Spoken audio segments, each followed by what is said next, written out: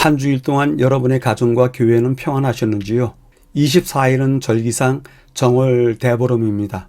한 해 절기상 첫 보름달이면서 가장 큰 보름달을 보는 날이기도 합니다. 한 해 동안 겪게 될 나쁜 일들을 막아내고 풍요로운 한 해를 기원한다는 쥐불놀이가 현재적인 삶에서는 사라지고 시범적으로만 행해지는 것이 아쉽기는 하지만 올해도 여러분의 한 해가 여러 어렵고 힘든 형편에서 벗어나고 오랫동안 바라며 준비하던 일들이 만족하게 이루어지시길 기원해 봅니다. 이번 주 제9가의 제목은 찬송하리로다 주의 이름으로 오시는 이여입니다. 교과 제목은 합창대가 교향곡 마지막 악장 클라이막스를 향하면서 동시에 힘차게 외치는 듯한 상상을 하게 합니다. 물론 합창의 절정에는 주의 이름으로 오시는 이여라는 찬미와 함께 모든 이가 런웨이를 밟으면서 행진하시는 주님께 얼굴과 마음을 돌려 열렬히 환영하는 듯한 모습도 상상하게 합니다. 과연 주의 이름으로 오시는 이는 어떤 모습으로 기대되어 왔는지 시편을 통해서 찾아보도록 하겠습니다. 이번 주 교과의 기억절입니다. 건축자가 버린 돌이 집 모퉁이의 머릿돌이 되었나니 이는 여호와께서 행하신 것이요 우리 눈에 기이한 바로다. 기억절에 나오는 버린 돌과 머릿돌은 반전을 보입니다. 집을 짓는 데 있어서 버린 돌이 머릿돌이 되는 일은 전혀 없습니다. 머릿돌은 이미 준비되어 따로 있고요. 가장 늦게 나타나지만 당연한 듯 자기의 자리에 서게 됩니다. 그러나 여호와께서 하신 방법은 전적으로 다릅니다. 때문에 우리 눈에 기이할 뿐입니다. 그 기이한 이야기를 살펴보도록 하겠습니다. 기억절 말씀을 간략하게 줄여보겠습니다. 모퉁이의 머릿돌, 우리 눈에 기이한 바이다. 매일의 주제입니다.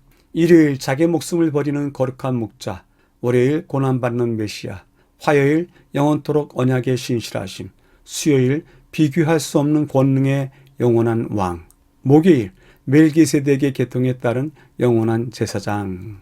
각 날의 교가 제목에서 알 수 있듯이 이번 주 주요 내용은 오시는 이 예수님의 직분을 이야기하고 있습니다. 목자, 메시아, 언약자, 왕, 그리고 제사장입니다. 우리가 익히 아는 직분들인데요. 이러한 직분들을 행하신 주님에 대한 이야기입니다. 본문의 5날을 재구성하여 분류해 보도록 하겠습니다. 일, 월, 화, 3일을 묶어서요. 회복과 구원으로서의 예수님의 직분에 대해서 이야기하고요. 수요일과 목요일은 영원을 이끄실 영원하신 분으로서의 합당한 직분을 이야기하고 있습니다. 이제 전체 배경을 확인하도록 하겠습니다. 찬송하리로다 주의 이름으로 오시는 이여. 인격과 사역에 대해 증거한다. 예언된 모든 것이 시편에 있다. 표상학적 성취가 있다. 이런 단어들이 보이는데요. 그 단어들을 모아서 시편, 그리스도의 모든 것을 담고 있다. 첫 번째 부분에서 하는 이야기입니다. 구약 곳곳에 나타나듯이 시편에서도 그리스도의 인격과 사역에 대해서 증거하고 있다. 구원의 계획 가운데 그분이 하신 일의 모든 장면이 시편에 나타나 있다.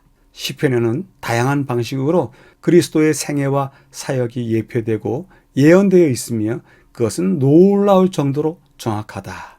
그리고 두 번째 부분에서는요. 시편에 계시된 예수님의 생애와 사명에 대한 주제는 매우 다양하다. 그분의 신성에서부터 시작해서 특별히 그분의 고난받으심, 죽으심, 부활, 승천, 그리고 그 이후의 이야기인 제사장 직분, 왕권 등등에까지 모든 분야가 시편의 주제이다. 예수님이 성육신 하시기 수세기 전에 예언되었던 것들 모두가 시편에 있다. 때문에 예수님께서는 엠마오로 가는 길에 제자들을 만나셔서 자신의 사역에 대해서 말씀하시면서 시편으로 가르치셨다. 예수님은 제자들이 시편에서 당신이 누구인지에 대한 증거를 찾기 원하셨던 것이다. 마지막 부분에서는요. 그리스도 안에서의 표상학적 성취가 시편 몇 편에 들어가 있다. 24, 45, 72, 101, 88, 102편 등등에서 발견할 수 있다.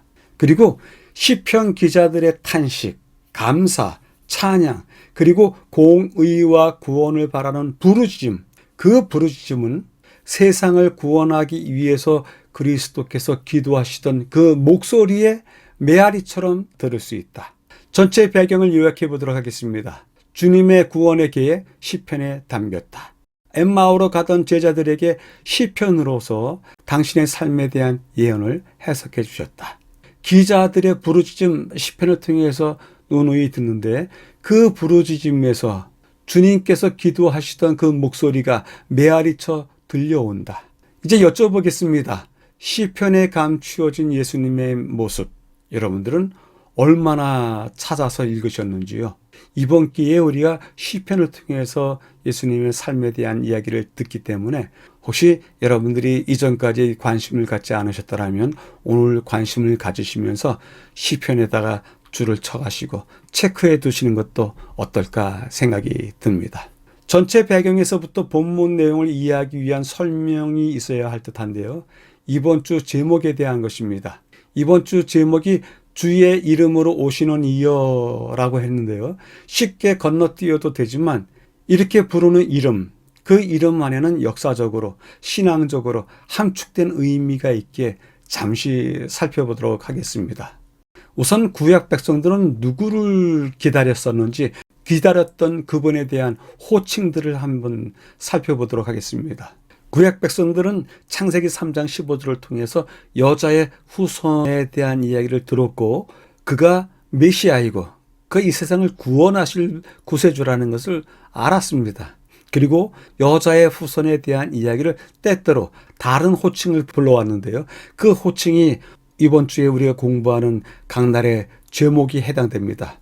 여자의 후손은 목자이시다, 메시아이시다, 언약의 주이시다, 영원한 왕이시다, 제사장이다. 이번 주 제목에는 없지만 여전히 성경책에 인자이시다, 어린 양이시다, 선지자이시다, 임마누엘, 한 별과 한 홀이다. 이런 방식으로 여러 이름으로 불려왔습니다. 그런데 이렇게 여러 이름으로 불려왔지만 백성들의 입에서는 전해지면서 공통된 이름 하나가 있었습니다. 그 이름이 무엇일까요? 그 이름이 오늘 교과의 제목과 연관이 있습니다. 그 이름은 다름이 아니라 오실 자이고 오시는 이입니다. 여자의 후손, 그 어떤 이름으로 불리던 간에 그는 오실 자이고 오시는 이였습니다. 이번 주 교과의 제목이 마태복음에 있는 성경 구절을 써왔는데요. 찬송하리로다 주의 이름으로 오시는 이여, 오실 자에 대한 이야기를 하고 있는 것입니다. 그런데 이 오시는 이, 오실 자에 대한 이름은 신약의 여러 곳에 나타나고 있습니다. 한번 확인하도록 하겠습니다. 예수께 여짜오되 오실 그 이가 당신 이오니이까 우리가 다른 이를 기다리오리이까. 여자가 이르되 메시아 곧 그리스도라 하는 이가 오실 줄 내가 아노니 그가 오시면 모든 것을 우리에게 알려주시리이다. 그리고 히브리서에 잠깐 후면 오실 이가 오시리니 지체하지 아니하시리라. 이제도 계시고 전에도 계셨고 장차 오실 이와 그의 보좌 앞에 있는 7영과 앞에 있는 두 성경절은 예수님 시대 당시에 그들이 가졌던 믿음을 고백하는데요. 오실 그분, 오시는 그분, 그것에 대한 신앙을 고백하고 있고 그것이 그 시대의 보편적인 메시아 신앙에 대한 이름이었습니다. 히브리서와 요한계시록에 나와 있는 오실 이, 그 오실 이에 대한 고백은 지금 우리가 하는 그 고백입니다. 그 재림하실 주님도 여전히 오실 이로서 호칭이 되고 있습니다. 구약 백성들이 기다리던 분은 누구일까요? 한 가지 이름으로만 대답할 수 있을까요? 할 때 오실 이, 오시는 이 이렇게 대답을 할 수 있는 것입니다. 특별히 우리 시대, 종말 시대 오실 자 그분, 오실 이 그분을 기다리고 있습니다. 오실 이 그분에 대한 믿음은 기다림뿐입니다. 기다림이 그에 대한 준비라고 생각이 듭니다. 이제 둘째로 생각해 보아야 될 문제가 있는데요. 이번 주 강날의 공부는 왜 오실 자로서 목자, 메시아, 언약의 주, 영원한 왕, 영원한 제사장으로 불리는 주님으로 설명할까요? 물론 그 이름들이 채택된 합당한 이유가 있습니다. 그 이름들은 그들 삶의 어떤 면면에서 뛰어나게 보이는 이미지로서 오실 자의 사명과 특성에 대해서 가장 잘 표현하기 때문이라고 생각이 듭니다. 오실 이의 예표로서의 직분으로서 관계적 모델, 정치적 모델, 종교적 모델, 문화적 모델, 종말적 모델 이렇게 택했는데요. 관계적 모델이라고 하는 것은 나와 너로서의 가장 친근한 관계로 묘사할 수 있는 모델이 누구일까 하는 점에서 목자가 대표적인 것입니다. 정치적인 모델에서는 누구를 택할 수 있을까요? 왕이 중요한 모델이 되고요. 종교적 모델에서는 가장 중요한 것이 제사장이 아닐까요? 제사장으로서 오실리가 또 예표가 되고요.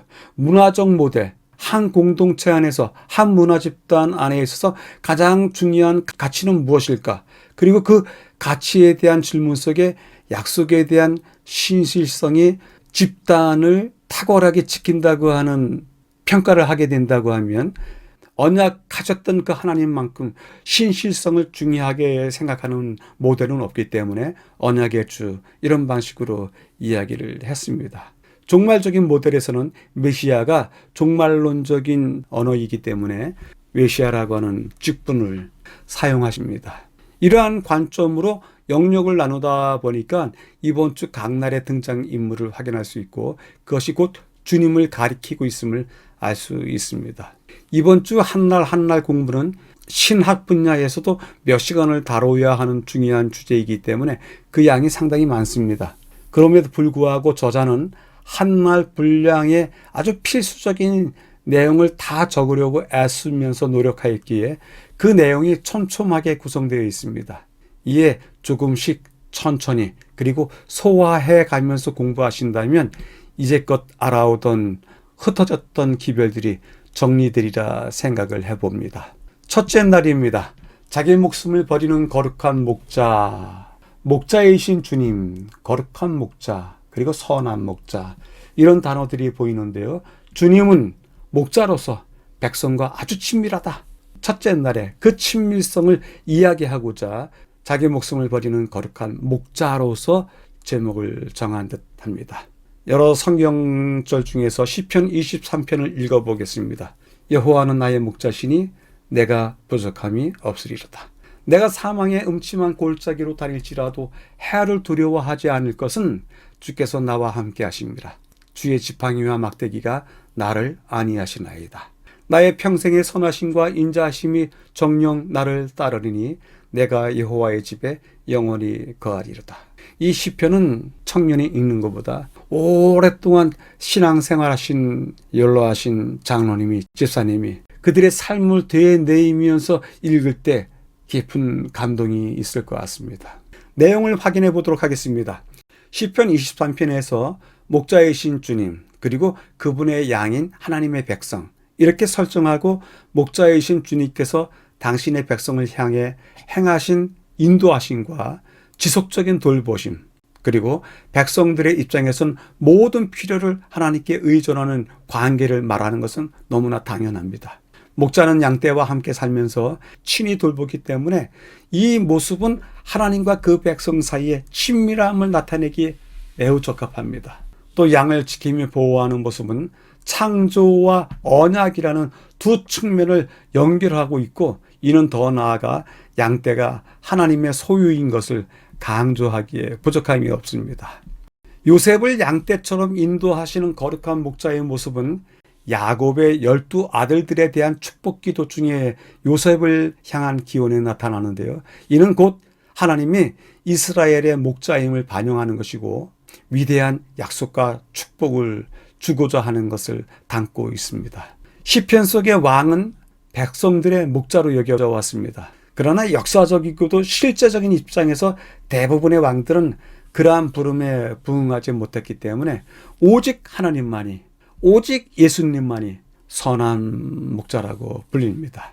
마지막 부분에서 요한복음 10장 11절 15절을 읽어보도록 하겠습니다. 나는 선한 목자라 선한 목자는 양들을 위하여 목숨을 버리거니와 그리고 14절에 나는 선한 목자라 내가 내 양을 알고 양도 나를 아는 것이 아버지께서 나를 아시고 내가 아버지를 아는 것 같으니 나는 양을 위하여 목숨을 버리노라. 거룩한 목자와 그의 양떼 사이에 친밀한 유대 관계는 양떼가 목자의 음성을 분명히 아는 것에서도 볼 수 있습니다. 오늘날도 중동 지역의 목자들은 자신의 목소리를 알고 따르는 양들 때문에 한데 섞여 있는 양떼를 향해서 자기 양들을 불러낸다고 합니다. 그 양들이 그 목자의 목소리를 아는 것입니다. 때때로 하나님의 양떼는 사람들이 하나님이 거부하고 버린 것이라 여기는 다양한 고난들을 겪지만 선한 목자는 결코 길 잃은 양을 버리지 아니하시고 구하시기 위해서 찾고 또 찾으십니다. 이것은 하나님과 그분의 백성의 관계에 대한 아주 강력한 표상입니다. 예수님은 양떼를 위해서 기꺼이 목숨을 버리는 목자이시고 양들을 대신하는 희생양이 되시기도 하십니다. 또한 예수님은 다른 우리에 있는 양들을 불러내서 한 무리로 연합하게 하시겠다고 확증도 해주셨습니다. 교훈의 말씀입니다. 충성된 목자는 자신의 안락과 편리를 생각하지 않는다. 오히려 양떼의 형편을 위해 일할 것이다. 이 위대한 사업에서 그는 자신을 잊을 것이다. 이런 양을 찾는 일 가운데 그는 자신이 피곤하고 춥고 배고프다는 사실을 깨닫지 못할 것이다. 그는 단 한 가지 목적을 갖고 있다. 어떤 대가를 치르고서라도 길 잃고 헤매는 양을 구하는 것이 그의 목적이다. 참으로 선한 목자, 거룩한 목자이신 주님께서 한 인간, 한 사람, 한 사람에게 대하시는 태도가 어떠한지 이 말씀이 큰 감동을 주고 있습니다. 첫째 날을 요약해 보도록 하겠습니다. 목자와 양 사이에 아주 친밀한 의존 관계가 있다. 요셉을 양떼같이 지키신다고 했을 때 그 안에는 약속과 축복이 함께 있는 것이다. 우리에게도 동일하다. 주님께서는 기꺼이 목숨을 걸고 찾으시는데 그 까닭은 주님께서 목자 되시기 때문이다. 오늘 우리에게도 역시 같은 관심을 가지시고 우리의 삶을 찾고 계신다 생각할 수 있습니다. 그러기에 여쭤봅니다. 하나님과 나 사이의 친밀한 의존관계 어떠한가? 이제 둘째 날입니다. 고난받는 메시아, 고난받고 버림받으신 메시아에 죄가 놓여졌다. 살아있는 모퉁이 돌로 삼으셨다. 그런 단어들이 보이는데요. 이 단어들을 모아서 본다면 고난과 버림받으심, 그리고 그 위에 죄까지 놓여주신 주님.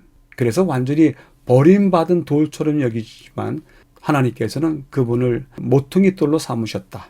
시편 22편을 먼저 읽도록 하겠습니다. 내 하나님이여, 내 하나님이여, 어찌 나를 버리셨나이까? 어찌 나를 멀리하여 듣지 아니하옵시며 내 신음하는 소리를 듣지 아니하시나이까? 저가 여호와께 의탁하니 구원하실걸? 저를 기뻐하시니 건지실걸 하나이다. 내 겉옷을 나누며 속옷을 제비뽑나이다. 많은 시편들이 고난받고 버림받으시는 메시아의 그 심한 고통을 기록하고 있는데 그 중에 시편 22편은 메시아에 관한 직접적인 예언이다. 이 시편의 세부 사항이 다윗 자신을 위한 것이 아니라 그리스도의 죽음과 완벽하게 일치하는 것을 알 수 있기 때문에 이 시는 다윗을 위한 시가 아니라 그리스도를 위한 시이다. 특별히 22편 1절의 말씀으로 십자가에 위해서 기도하셨던 예수님의 기도를 우리가 기억할 때면 이 시편 22편은 십자가의 시편인 것을 분명히 알 수 있다. 그리스도께서 세상의 모든 죄를 짊어지심으로 아버지로부터 분리되는 그 큰 고통은 오히려 두 분의 친밀함, 즉 비교할 수 없는 하나됨을 통해서만 가늠할 수 있다. 그리고 어떤 크고 깊은 고통도 아버지와 아들 사이의 연합을 깨뜨릴 수 없었다. 완전히 버림받은 가운데 맞닥뜨린 깊은 절망 속에서도 그리스도는 조건 없이 자신을 아버지께 의탁하셨던 것이다. 복음서의 이야기를 그대로 듣는 듯합니다. 두 번째 부분에서는요, 시대의 소망에서 따온 말씀을 주시고 계신데요. 본문을 읽어보도록 하겠습니다. 우리의 대리자여 보증인 되시는 그리스도께 우리의 모든 죄가 놓여졌다. 우리를 율법의 정죄에서 구속하기 위해 그분은 범죄자로 헤아림을 받으셨다. 아담의 모든 자손의 죄가 그분의 마음을 눌렀다. 불법으로 인하여 생긴 죄에 대한 하나님의 거부하심과 그분의 무서운 진노가 당신의 아들의 영혼을 전율하게 만들었다. 십자가 위에서 고난받으시던 예수님의 모습에 대해서 잘 묘사하고 있습니다. 마지막 부분에서는 이런 이야기를 하는데요. 힘센 황소, 울부짖는 사자의 입, 개들과 같은 위협적인 동물의 모습은 잘못이 없는 무력한 벌레에 비유된 그리스도께서 마지막 시간에 겪으셨던 사람들의 잔인함과 적대감을 드러내고 있습니다. 시편 22편에 나타나는 언행은 예수님을 조롱했던 군중의 독설과 예수님의 옷을 나누는 군인들을 놀라울 정도로 정확하게 기록하고 있습니다. 당시 사람들은 그들이 짓밟으려 했던 벌레가 성전의 중요한 모퉁이 돌이 되어 성전의 기초를 굳게 할 것이라고 하는 것을 이해하지 못하고 있었습니다. 그럼에도 불구하고 거절당하신 메시아는 죽음에서 부활하신 후에 하나님의 백성을 위한 구원의 근원이 되셨습니다. 그리스도께서는 인류에게 거절당하셨지만 하나님께서는 그분을 하나님의 영적 성전의 모퉁이 돌로 삼아서 그의 아들을 영화롭게 하셨습니다.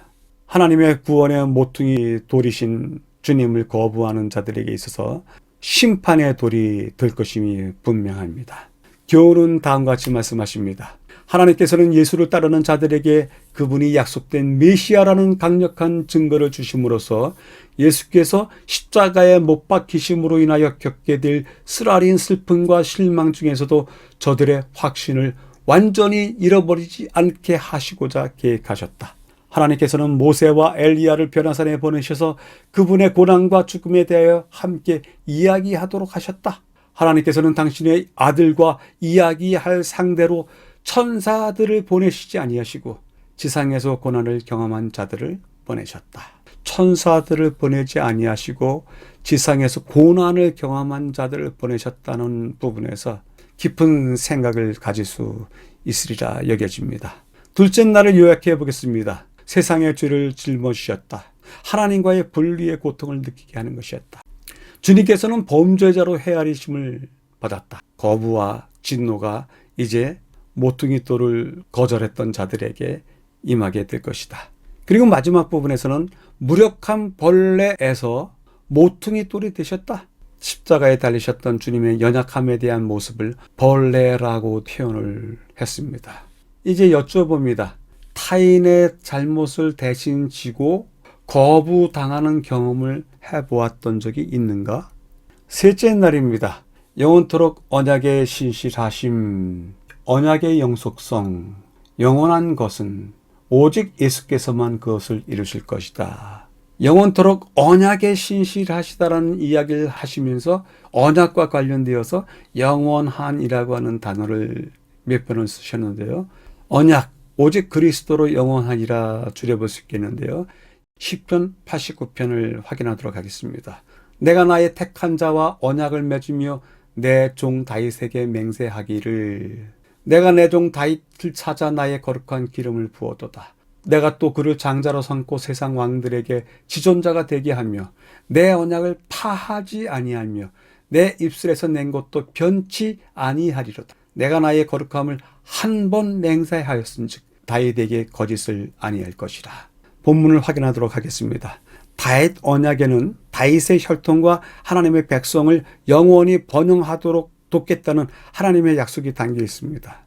언약의 영속성, 영원히 지속될 것은 하나님의 엄숙한 약속과 더불어서 하나님에 대한 왕들의 신실함 속에서 지켜져야 했습니다. 그런데 다윗 왕과 같이 헌신적인 왕들도 항상 주님을 충성한 것은 아니었습니다. 시편 89편은 다윗의 언약의 영광스러운 약속을 잃어버린 것처럼 보이는 가혹한 현실도 포함되어 있고 그것을 한탄하고 있습니다. 그렇다고 이스라엘이 하나님으로부터 소망 없이 버림을 받았을까요? 결코 그렇지는 않습니다. 하나님의 진노가 하나님의 심판의 표현인 것은 분명합니다. 하나님께서 진노하시는 시간에 잘못을 저지른 백성들에 대한 하나님의 진노는 극심합니다.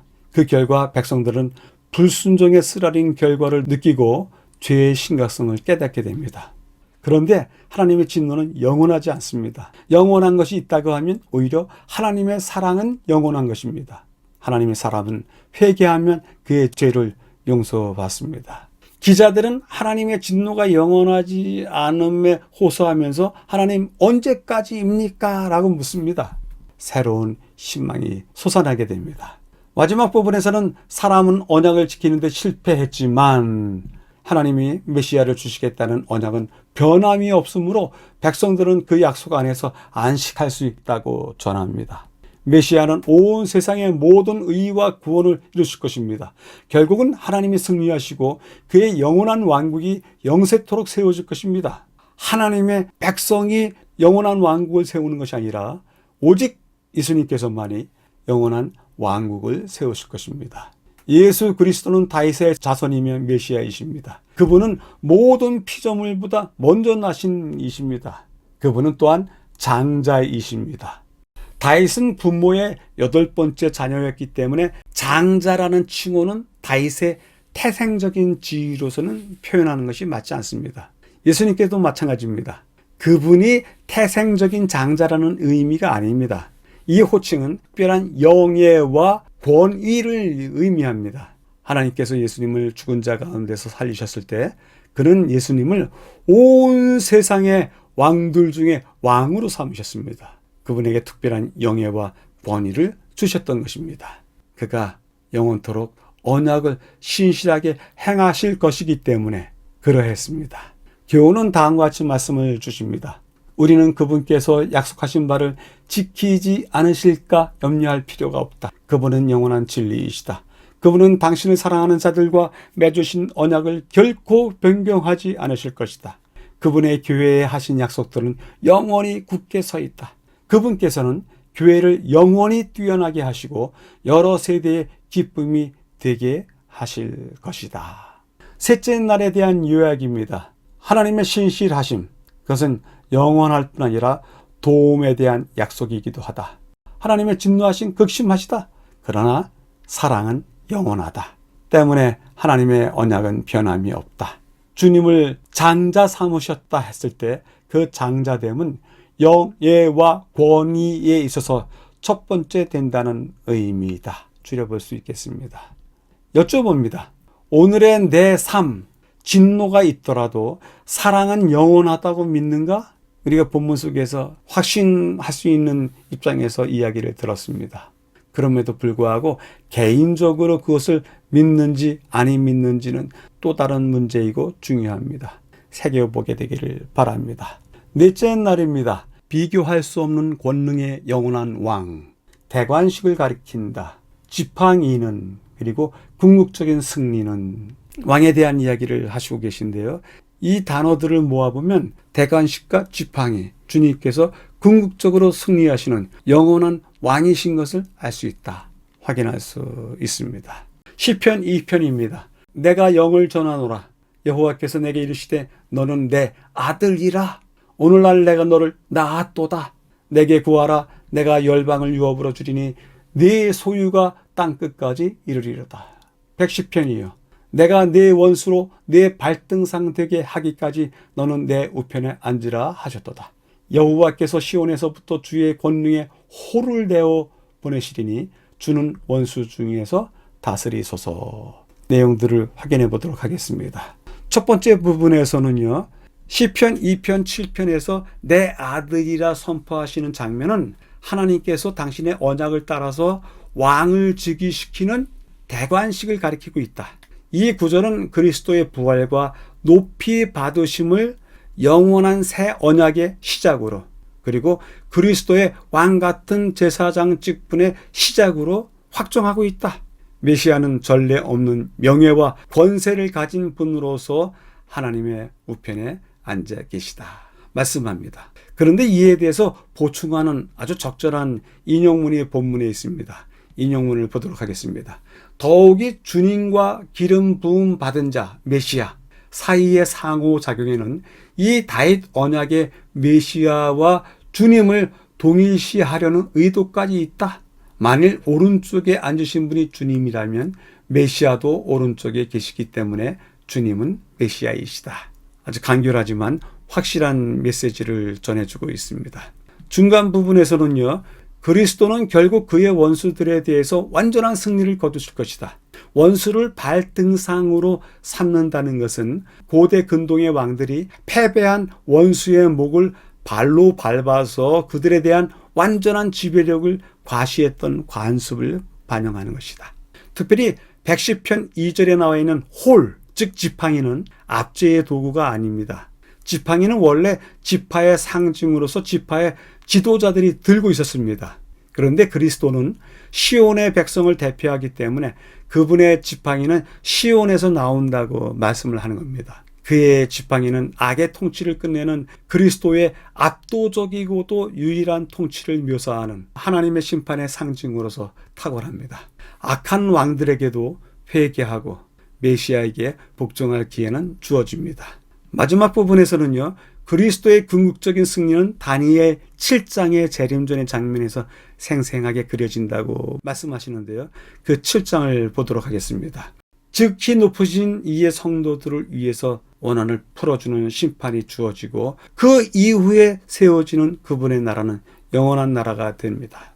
십자가의 은혜로 천국의 약속이 보장되었습니다. 메시아의 주권적이고도 의로운 통치를 기뻐하게 될 것입니다. 이 부분에 대해서 주는 교훈입니다. 아무것도 그분의 길을 방해할 수 없다. 그분의 능력은 절대적이다. 그러므로 그것은 당신의 백성들에 대한 그분의 약속을 성취시켜 주신다는 보증이 된다. 그분께서는 당신의 사업의 전진을 막는 모든 방해물을 제거하실 수 있다. 그분께서는 모든 어려움을 제거하는 수단을 가지고 계시므로 그분을 섬기고 그분께서 사용하시는 수단을 존중하는 자들을 건져내실 수 있다. 그분의 자비와 사랑은 무한하며 그분의 언약은 변하지 않는다. 우리 모두 아멘으로 화답할 수 있는 권면의 말씀이었습니다. 넷째 날을 요약해 보도록 하겠습니다. 대관식으로서 우편에 앉으신다 때문에 주님은 메시아이시다. 그리고 시온의 지팡이, 홀, 그것은 유일한 통치자 되신다라고 하는 탁월한 상징이다. 결국 그 유일한 통치자께서 영원한 나라를 세우실 것인데 그 영원한 나라에서도 그분은 여전히 의로운 통치자로서 서 계실 것이다. 이렇게 볼 수 있습니다. 때문에 여쭤봅니다. 주님께서 영원한 나라를 다스릴 왕으로 받아들이는가? 우리가 이 땅에서 여전히 그분께 순종하는 것을 배울 것인가? 이러한 의미를 함축하는 가운데 여러분들께 여쭤봅니다. 이제 다섯째 날입니다. 멜기세덱의 계통에 따른 영원한 제사장, 제사장 직분, 왕 같은 제사장, 그리고 완전하고 자비로우신 제사장, 이런 이야기들이 곳곳에 쓰여져 있는데요. 다섯째 날은 제사장에 대한 이야기를 합니다. 왕 같은 제사장입니다. 왕 같은 제사장은 오직 그리스도밖에는 계시지 않다. 시편 110편을 읽어보라고 하는데요. 함께 보도록 하겠습니다. 여호와는 맹세하고 변치 아니하시리라. 이르시기를 너는 멜기세덱의 반차를 쫓아 영원한 제사장이라 하셨도다. 주의 우편에 계신 주께서는 그 노하시는 날에 열 왕을 쳐서 파하실 것이라. 길가의 시냇물을 마시고 인하여 그 머리를 드시리로다. 이 본문을 확인해 보도록 하겠습니다. 하나님은 메시아에게 영원한 왕권과 더불어 멜기세덱의 계통에 따른 더 좋은 제사장 직분을 주신다. 주님은 엄숙한 약속으로 말씀을 확증하신다. 우리에게 완전한 제사장을 주시겠다는 언약을 결코 변경하지 않으시는 것은 하나님의 은혜의 증거이다. 사람들의 죄와 공공연한 반역은 이 백성을 저버리는 것이 마땅하다고 끊임없이 요구한다. 하지만 하나님의 언약은 변할 수 없으며 하나님은 회개하는 백성에게 심판을 철회하시는 은혜를 보장하신다. 참 놀라운 증언인데요. 끊임없이 이 백성을 버리는 것이 마땅하다고 그런 요구를 주님께서 받으신 겁니다. 그럼에도 불구하고 제사장 되시기 때문에 그들이 회개하면 용서할 것이다. 그것이 준비되어 있다. 그렇게 백성들에게 회개할 수 있는 기회를 주시는 것입니다. 두 번째 부분은 하나님의 언약은 메시아 왕이 제사장임을 선언함으로써 다윗의 언약의 고귀한 요소를 연결합니다. 이스라엘 왕은 절대 레위 제사장 역할을 할 수 없었습니다. 성경에서 왕이나 사람이 제물을 바친다고 한 것은 제사장에게 가져오는 것을 말했고 실제로 제물을 드리는 것은 제사장이었습니다. 시편 110편에서 이스라엘 왕 또는 제사장과는 전적으로 다른 메시아이신 왕을 세우십니다. 그리스도의 영원한 제사장직은 살렘 왕이었던 지극히 높으신 하나님의 제사장이었던 멜기세덱에서 유래하는데요. 시편 110편 이외의 다른 구약 성경 어디에서도 다윗 왕이나 이스라엘 왕이 멜기세덱의 계통을 따라 제사장 직분을 가졌다고 말한 적이 전혀 없습니다. 시편은 분명히 이스라엘 역사상 독특한 존재인 왕 같은 제사장에 대해서 말하고 있는 것입니다. 히브리서 7장 20절, 28절 읽어보라고 하는데요. 22절이요. 이와 같이 예수는 더 좋은 언약의 보증이 되셨느니라. 그러므로 자기를 힘입어 하나님께 나아가는 자들을 온전히 구원하실 수 있으니 이는 그가 항상 살아서 저희를 위하여 간구하심이라. 이러한 대제사장은 우리에게 합당하니 거룩하고 악이 없고 더러움이 없고 죄인에게서 떠나 계시고 하늘보다 높이 드신 자라. 율법 후에 하신 맹세의 말씀은 영원히 온전케 되신 아들을 세우셨느니라. 히브리서 7장에 멜기세덱의 반차에 따른 또 다른 제사장, 영원한 제사장에 대한 이야기를 하고 있는데요. 거룩한 왕, 영원한 제사장이신 예수님은 비교할 수 없이 우월한 분이시기에 우리가 소망을 가질 수 있습니다. 그는 인간의 약속이 아닌 하나님의 약속에 따른 더 나은 언약을 이루신 분이십니다. 하늘 성소에서 지금 봉사하시고 계십니다. 인간 제사장처럼 죄, 죽음의 영향을 받지 않음으로써 영원히 당신의 백성들을 위해 중보하고 구원하실 수 있습니다. 완전하고 자비로우신 제사장으로서의 그리스도의 화목하게 하는 사역은 당신의 백성에게 하나님의 임재 안에 거한다는 지속적인 확신을 주게 됩니다. 그리스도의 왕 같은 제사장 직분은 사람들의 마음뿐 아니라 이 세상의 악의 통치를 폐하실 것입니다. 그분은 모든 나라와 통치자가 왕이신 그리스도의 심판을 받게 될 것이라는 시편 2편의 약속을 지킬 것입니다. 그분의 왕 같은 제사장 직분은 우리의 순종과 신뢰를 분명하게 요구합니다. 이번 주 5날의 공부 중에서 5번째 날의 공부가 제일 촘촘하게 이야기가 적혀 있습니다. 따라서 읽고 읽으시면서 그 흐름을 찾으셔야 되는데요. 여러분들에게 요약드렸던 한, 둘, 셋 부분에 대한 이야기를 천천히 읽어보시게 되기를 바랍니다. 이제는 교훈의 말씀입니다. 성막과 후에 그것을 대신한 성소 봉사에서 백성들은 날마다 예표와 그림자라는 방법으로 구주이시요 제사장이요 왕이신 그리스도의 오심과 관계된 큰 진리를 배웠고 매년 한 번씩 그들의 마음은 그리스도와 사단 사이의 대쟁투의 마지막 사건들과 우주가 죄와 죄인들로부터 정결함을 입을 최후의 사건을 향했다.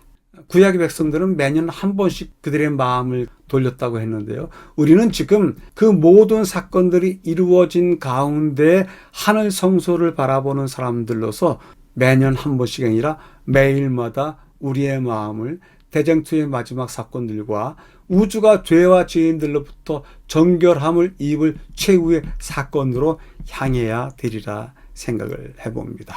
5째 날을 요약해 보도록 하겠습니다. 더 좋고 완전한 제사장이 계시다. 그는 멜기세덱의 계통을 따른다. 그는 우월하신 분으로서 하나님과 인간을 화목하게 하신다. 이렇게 볼 수 있습니다. 여쭤봅니다. 우리의 삶과 영혼을 씻어주시는 제사장 내 안에, 우리 삶 안에 내 자신을 위해서, 우리 가족의 삶을 위해서 그러한 제사장이 계신가 아닌가 다시 한번 확인해 보게 됩니다.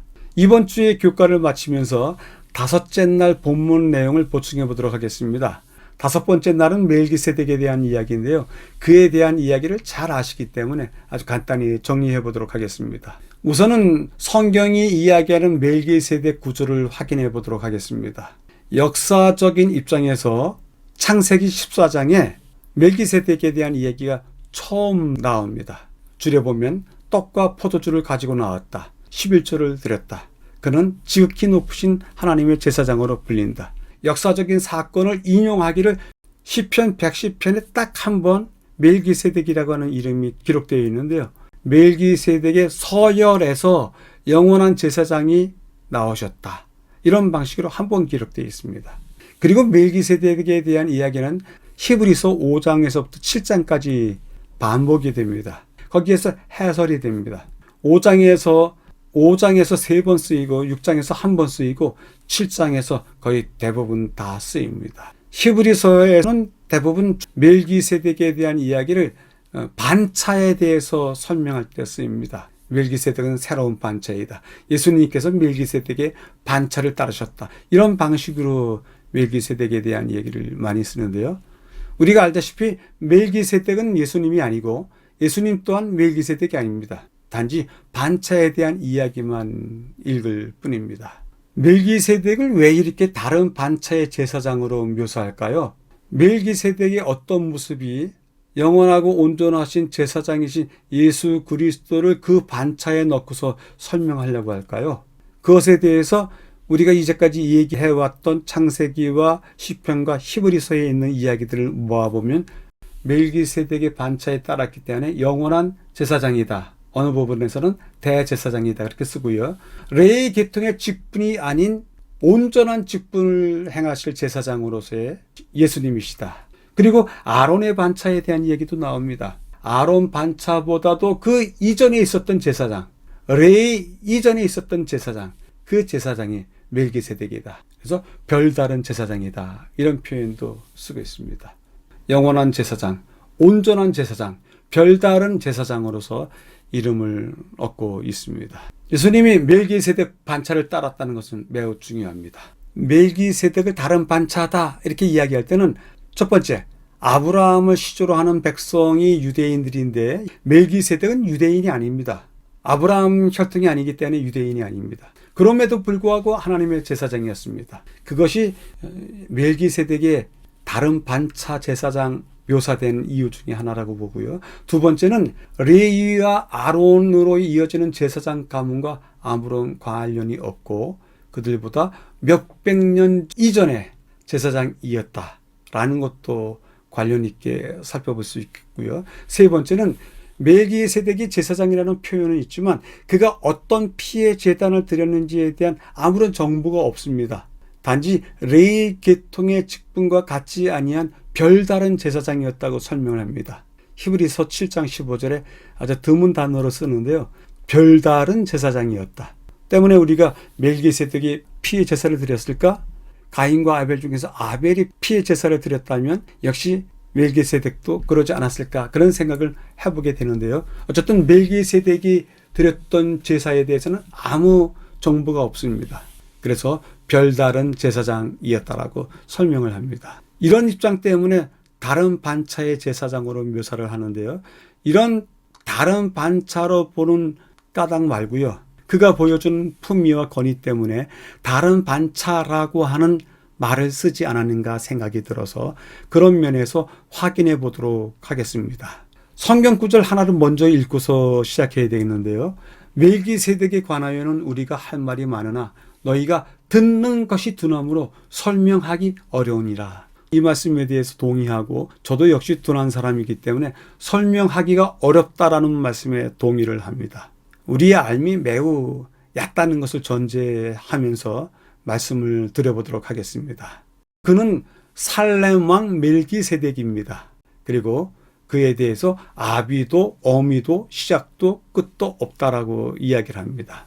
살렘은 샬롬이라고 하는 데서 유래했고요. 평화, 평안 이야기합니다. 이 나라가 평안스러운 나라, 평화스러운 나라인데 그 까닭은 멜기세덱 때문입니다.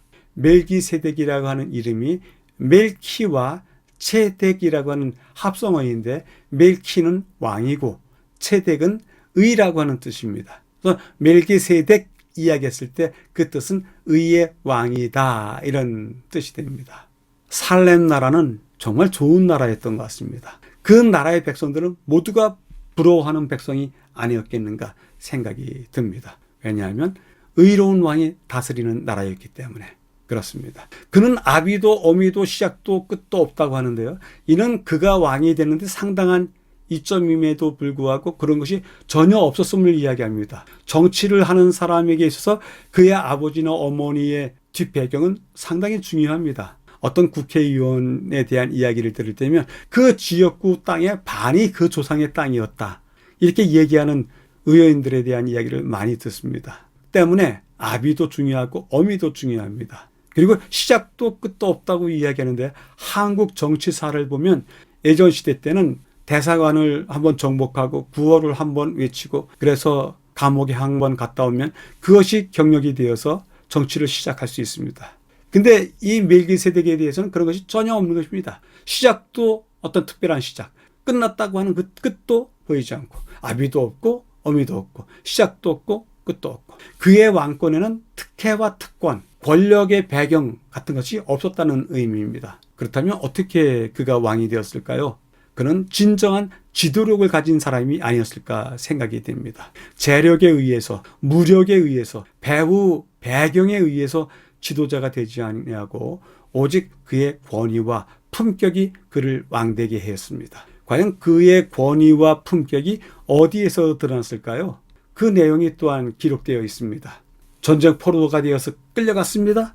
뒤쫓아온 아브라함의 해방군에 의해서 풀려났습니다. 며칠 사이에 벌어졌던 일들, 혹시 1주, 2주 사이에 벌어졌던 일들 아니겠습니까?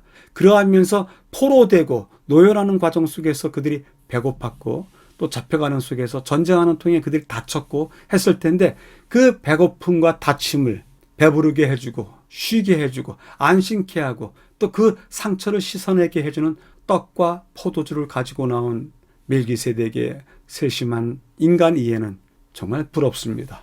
이런 지도자를 어디서 만날 수 있을까 생각을 해보게 됩니다. 그리고 멜기세덱에 대한 이야기 마지막은 그들을 향해서 하나님께 복을 빌어줬습니다. 아브라함이 그에게 11조를 바쳤습니다.